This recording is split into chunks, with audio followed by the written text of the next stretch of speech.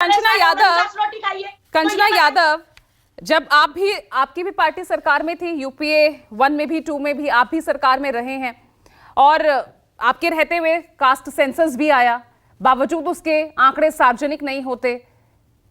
मौका आपकी भी पार्टी को राज्य में सत्ता चलाने का मिला है, तब भी हमें इस तरह की कोई तस्वीर नजर नहीं आती। बड़े पैरोकार आप हैं जातिगत जनगणना के, लेकिन आज ये जो पैरोकारी है, ये क्यों एक राजनीतिक साजिश और एक राजनीतिक टूल, हथियार की तरह उसको इस्तेमाल करने जैसा लगता है कि चुनाव आए और जातिगत जनगणना का मुद्दा उठा लिया?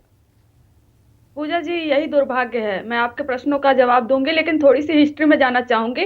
पहला छल और धोखा कहे तो ओबीसी के साथ तभी हुआ जब संविधान लागू हुआ। एससी एसटी का आरक्षण आया, वो बहुत ही प्रशंसनीय था, लेकिन ओबीसी का आरक्षण नहीं दिया गया और उनको भविष्य के गर्भ में छोड़ दिया गया। बाबा साहब भी इस्तीफा देते हैं तो उसमें इस बात का जिक्र करते हैं कि ओबीसी का आरक्षण नहीं दिया गया, इसलिए मैं इस्तीफा दे रहा हूँ। उसके दबाव में पंडित नेहरू जी थे और 1953 में पहली बार जो फर्स्ट बैकवर्ड क्लास कमीशन बना, और वो कमीशन जब 1955 में रिपोर्ट सबमिट करती है तो अपने आप खारिज कर देती है कि रिपोर्ट में गलती है। ये साजिश कहा जाए या किस तरीके की रंजिश कहा जाए, ये क्या था पता नहीं, ठीक है। लेकिन फिर सेकेंड बैकवर्ड क्लास कमीशन जब जनता पार्टी की सरकार बनी और हमारी जिसमें भागीदारी थी, उस पार्टी ने जब मंडल कमीशन को बनाया, उसने अपना रिपोर्ट जब 1980 में सबमिट किया, तब तक सरकार बदल चुकी थी। 10 साल तक वो रिपोर्ट रद्दी खाने में पड़ी रही और फिर से जब वीपी सिंह की सरकार बनी तो वो रिपोर्ट का एक जो रिकमेंडेशन था वो लागू किया गया। लेकिन यह भी देखिए कि जो जनसंघ उसका सपोर्ट करती थी, वो डायरेक्ट अपोज तो नहीं कर पाई डायरेक्टली, लेकिन उसके विरोध में मंडल रथ, कमंडल रथ लेकर निकल गई। आज हमने देखा राम मंदिर उसका परिणाम है। तो ये इनकी प्रवृत्ति हमेशा से रही है ओबीसी आरक्षण के विरोध में। और उसके पहले ही 1977 में आप देख ले कि कर्पूरी ठाकुर जी जब सबसे पहले आरक्षण देते हैं तो जनसंघ उनकी भी सरकार गिराने की कोशिश करती है। और सबसे रिसेंट एग्जांपल मैं आपको देती हूँ, जब महिला आरक्षण बिल लागू हुआ और ओबीसी महिलाओं को अलग से कोटा की मांग हुई और उसमें ओबीसी महिलाओं को इन्होंने अलग से कोटा नहीं दिया। अरे ये कैसे परोकार है? ना आप कास्ट सेंसस कराते हो, माना इसको राहुल गांधी जी ने खुले में कह दिया। इतनी लंबी लड़ाई कंचना जी, आपने तमाम नाम गिनवा दिए, लेकिन सामाजिक न्याय क्या दिलवा पाए अब तक आप?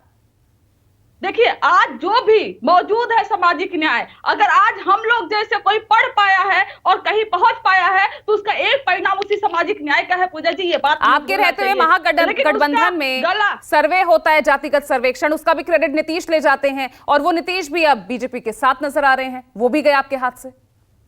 देखिए, वो नीतीश जी गए बीजेपी के साथ से, तब से कास्ट सेंसस का वहां का जो चर्चा था वो भी बंद हो गया। उनके भागने और दौड़ने, इधर उधर होने की ही चर्चा ज्यादा हो गई। तो ये ठीक है, ये एक तरह का छल है। अब नीतीश जी भी उस पर नहीं बोल रहे हैं और वही अमित शाह जी जो कहते थे यादव और मुसलमानों की संख्या बढ़ा दी गई है, अब वो उस पर क्या बोलेंगे? वो जाकर आप कहते हैं कि आपके दबाव में, आप ही का दबाव था कि नीतीश को ये जातिगत सर्वेक्षण कराना पड़ा, ठीक है। और 2011 में भी यही बात सामने आई थी कि तमाम क्षेत्रीय दल, चाहे आपकी बात कर लें, अखिलेश यादव की बात कर लें, उनके दबाव में ही ये कास्ट सेंसस हुआ। लेकिन अभी साधना भारती कह रही है ऐसा कुछ नहीं, कोई दबाव नहीं था, हम खुद चाहते थे जातिगत सर्वेक्षण हो, जातिगत जनगणना। इतिहास है पूजा जी, ये इतिहास है पूजा जी। मंडल कमीशन का पहला रिकमेंडेशन लागू हुआ, उस समय भी वीपी सिंह की सरकार में लागू हुआ। फिर उसके बाद जब सरकारी जो संस्थानें हैं पढ़ाई का, उसमें जब लागू हुआ तो यूपीए की सरकार थी, वहां पर भी सारे, जब देखो, जब मिलजुल कर सरकार होती है तो हर पार्टी का एक जो मिनिमम प्रोग्राम बनता है, हर पार्टी अपने तरफ से देती है, तो वो साझा एक प्रोग्राम होता है। उसके तहत